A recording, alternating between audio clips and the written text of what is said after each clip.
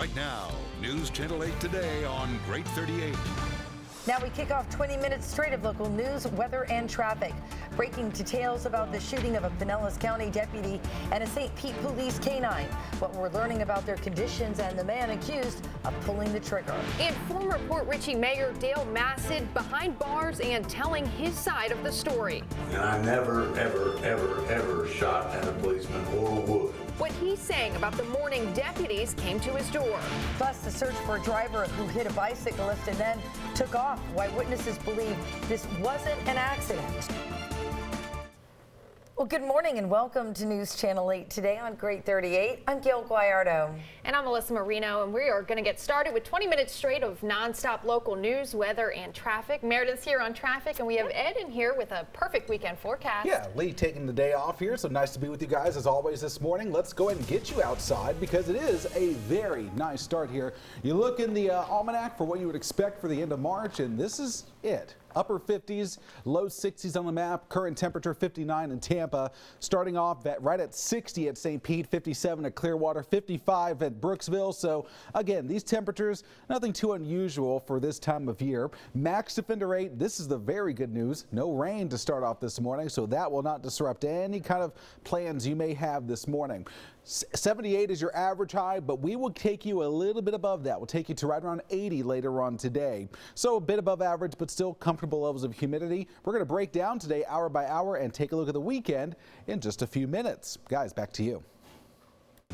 All right, thank you so much, Ed. Well, breaking news in St. Petersburg this morning. A Pinellas County deputy and a St. Pete canine were shot there early this morning. Yep.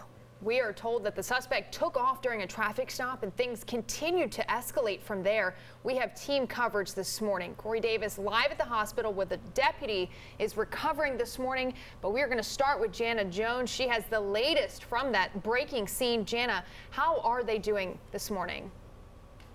Good morning to you both. Sergeant David Stang is expected to survive his injuries. As for that canine who goes by the name Titan, he did have to have surgery, but he's also in stable condition. Now, as you can see here, there's still crime scene tape up. Investigators, detectives still back there wrapping up their investigations, but there is no search for a suspect this morning. That's because he shot himself after he shot the deputy. Now, I want to go ahead and show you that suspect's picture. This is 23-year-old Elijah Johnson. Sheriff Bob Gualtieri says Johnson was recently released from prison. This all started just before 2 this morning around 3rd Avenue South and 26th Street. The sheriff says a deputy with the Violent Crimes Task Force stopped Elijah Johnson's car for a traffic violation. After showing some sort of identification, investigators say Johnson sped off. His abandoned vehicle was found about a block away. The sheriff says a St. Pete police canine was used to find Johnson, who was spotted in the backyard of a nearby home. That canine, Titan, was then shot. A short time later, the sheriff says Johnson shot Sergeant David Stang, who was sitting in his vehicle. It shows the world today, and it is changed. It is a very violent world, and people do things. I mean, this guy, and we'll identify him later. I can tell you that he was recently released from prison. He had an extensive history, drug history, and other crimes. And these people, they don't get the message. And it was an original traffic stop that he escalated and turned into something, and then he tried to kill a deputy sheriff. Now, the sheriff did say this morning that there was no pursuit this morning during any of this. He also wanted to make it clear that none of his deputies or any officers with the St. Pete Police Department fired any weapons. We're live this morning in St. Pete. Jana Jones, News Channel 8. And we continue our team coverage. Corey Davis now live at Bayfront where the injured deputy is being treated. Corey, how's he doing?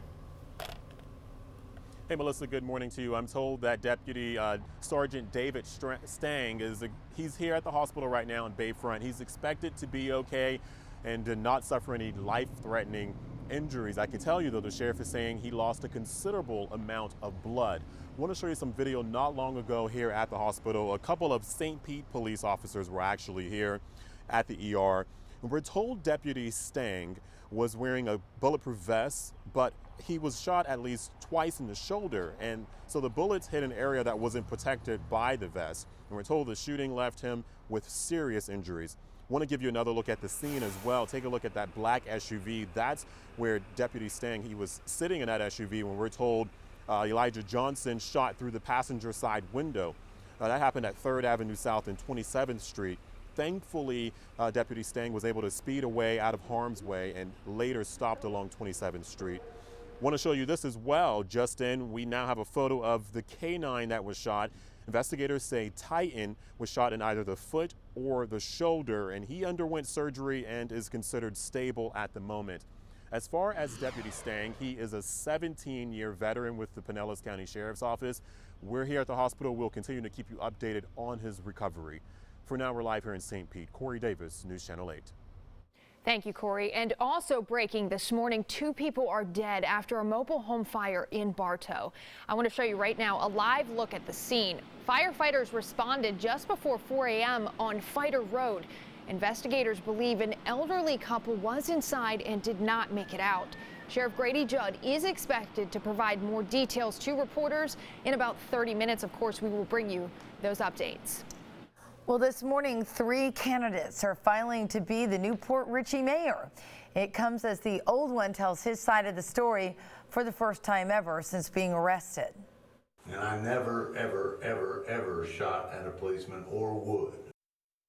Dale Massad spoke with Vice Media. He was arrested in February. Investigators say he opened fire on a SWAT team trying to serve a warrant at his home for practicing medicine without a license. He's now also facing charges for attempted homicide and obstruction. I am the mayor of the city, and they're going to come in at 4:30 for no reason. Do I run from police? No, no, no, no. And they bust my door in, and they shoot into the wall, into my doors. They crack my door open, and I reflect on the city. Massad remains in jail without bond.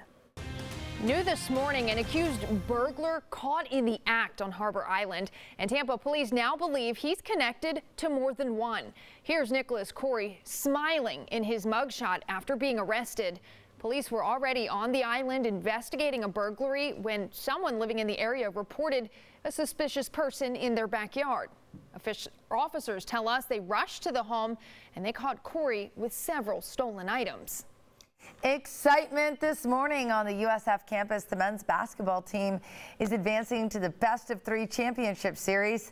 The Bulls upset Loyola Marymount last night in the semifinals of the College Basketball Invitational. Final score 56-47. The championship series begins Monday in Tampa. Not the same good news for Florida State.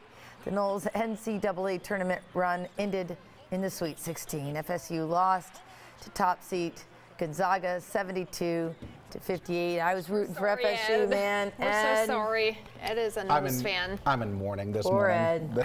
Ed. Well, you know, it was actually a rematch from last year's, and we got the best of Gonzaga last year, so I guess they gave it right back to us. There you go. Gonzaga, what are you going to do? I know, they're an impressive team, so they may make it all the way. We'll see. Top seed. Evan Donovan picked them to win the whole thing this year. Really? I was not happy to see his bracket when he had my Knowles getting knocked out. Thanks, Evan. I blame you.